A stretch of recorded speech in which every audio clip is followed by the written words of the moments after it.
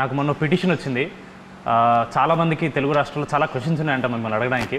అది వాళ్ళకి ధైర్యం సరిపోక మ్యాట్కి పంపిస్తే మనోజ్ అశోక్ని మాట్లాడాను. వాళ్ళు మాకు ధైర్యం లేదు మామ, నువ్వే చేసుకొని నన్ను పంపించారు.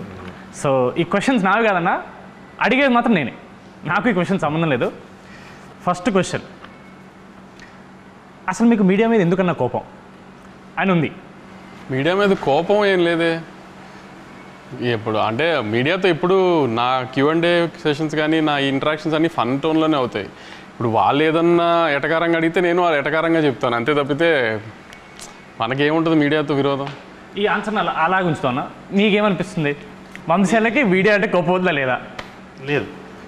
లేదనిపిస్తుంది. అంటే కొంచెం వాళ్ళతో ఆడుకోవడం ఇష్టం. లేదు అని చెప్పకపోతే నెక్స్ట్ వీక్ సితారా సినిమా లేదు, అదే కదా? అట్లే లేదు. లేదు మామ, అంటే కొన్నిసార్లు మీడియాని అప్రిషియేట్ చేసిన కానీ అట్లాంటివి కూడా ఉన్నాయి. బట్ కానీ ఎక్కువ తిట్టినట్టే ఉంటుంది అన్న. తిట్టినట్టే ఉంటుంది అంటే ఇప్పుడు వాళ్ళు అడిగిన క్వశ్చన్ కదా మనం ఆన్సర్ సమాధానం చెప్తాం. ఇప్పుడు వాళ్ళు ప్రేమగా క్వశ్చన్ అడిగితే మనం ప్రేమగానే సమాధానం చెప్తాం. వాళ్ళు ఏదన్నా వెరైటీగా అడిగారు అనుకో, మనం అలా వెరైటీగా చెప్పకపోతే అనవసరంగా మనం వాళ్ళకి దొరికినట్టు అవుతుంది. ఇది నా క్వశ్చన్ కూడా అన్న, చాలా పర్సనల్ ఇంట్రెస్ట్ ఉంది. మొన్న బోనీ బాబాయ్తో ఏదో ఇన్సిడెంట్ ఒకటి జరిగింది. ఒక ఇంటర్వ్యూలో మీరు ఆయన్ని ఇలా డిస్రెస్పెక్ట్ఫుల్గా మాడారని ఇలా చాలామంది చెప్తున్నారు. అసలు అక్కడ ఏం జరిగింది? అసలు అది ఏం జరిగిందని పక్కన పెట్టు, జాన్వీ కపూర్ లాంటి కూతుర్ని కానీ ఆయనతో ఎవడన్నా గొడవ పెట్టుకుంటాడా? అసలు ఎవడన్నా గొడవ పెట్టుకుని కానీ ఆయన ఏమన్నా అంటాం కానీ జరుగుతుందా? అది కూడా ఆలోచించకుండా, ఆ కామన్ సెన్స్ లేకుండా మీడియాలో అందరూ నేను బోనీ కపూర్ గారిని డిస్రెస్పెక్ట్ చేశాను అంటున్నారు. అసలు కామన్ సెన్స్ మిగతా ఇష్యూ అంతా పక్కన పెట్టు, జాన్వీ కపూర్ లాంటి అమ్మాయిని ఫాదర్ ఆయన ఎవడన్నా డిస్రెస్పెక్ట్ చేస్తాడో చెప్పు. ఇంకా అర్థమైంది నీకు ఆన్సర్, ఇంకా దానికంటే ఏముంటుంది? కరెక్ట్, చాలా వ్యాలిడ్. కానీ ఒకటైతే నిజమన్నా, ఆ ఇన్సిడెంట్ జరిగిన తర్వాత బాలీవుడ్ మీడియా వాళ్ళు మీ గురించి చాలా నెగిటివ్ అన్నా సరే, తెలుగు రాష్ట్రాలు మిమ్మల్ని రేంజ్లో పొగిడారన్నా. ఇదైతే నేను అబ్జర్వ్ చేశాను. అప్పుడు మీడియాతో పాజిటివ్ అయింది. అది అలా ఇవాళ ఆల్సరని చాలా మంది వెళ్ళారు. అదే ఒక పాజిటివ్ తీసుకుందాం మనం. మామూలుగా మీకు ఇప్పుడు సప్తసాగర్ దాచేలో లాంటి సాడ్ సినిమాలు నచ్చమంటారు కదన్నా, అది ఎందుకు నచ్చవు మీకు? నాది ఒకటే ప్రిన్సిపల్, లైఫ్లో ప్రతివాడికి చాలా కష్టాలు ఉంటాయి కదా. వాడి పర్సనల్ లైఫ్లో కష్టాలు లేవు అని చెప్తే మనం అది కష్టాలు లేవు అని ఏదైనా మనిషి చెప్తే ఇంకా దేవుడి కింద లెక్క ఆయన.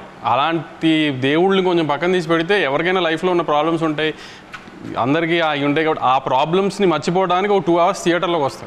థియేటర్లోకి వచ్చినప్పుడు మ్యాక్సిమం నవ్వించడమో లేకపోతే పెద్ద హీరో సినిమా తీసినప్పుడు ఆ హైస్ ఇవ్వడంతో ఉంటే వాళ్ళు సాటిస్ఫై అవుతారు కదా. వాళ్ళని లోపలికి పిలుచుకుని కూడా మన కష్టాలు చెప్పి వాళ్ళని ఏడిపించడం ఎందుకు అని నా ఉద్దేశం. అంతే తప్పితే అవి నచ్చవు అంటే ఆ ఉద్దేశంలో నచ్చవు. అలా చూసుకుంటే Jersey cinema is not all entertainment comedy ఉండే సినిమా కాదు. It is the heart hitting story of a failed man, a failed cricketer. ఆ లెక్కను చూసుకుంటే even that is a story about a sad man. Sad man కాదు, the way we ended గౌతమ్కి Jersey cinema కూడా ఇది నన్ను చాలామంది నేను సప్తసాగర్ గురించి అడిగినప్పుడు అన్నారు, జెర్సీ ఎలా ఎండ్ చేశామంటే సన్ వచ్చి ఫాదర్ గురించి మాట్లాడుతున్నప్పుడు నేను చాలా ప్రౌడ్గా చెప్తున్నాను మా నాన్న గురించి.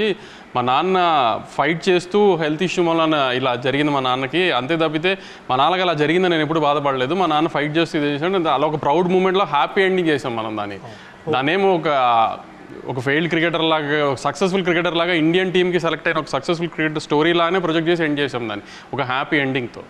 సో ఆ హైతోనే బయటకు వస్తారన్న ఆడియన్స్.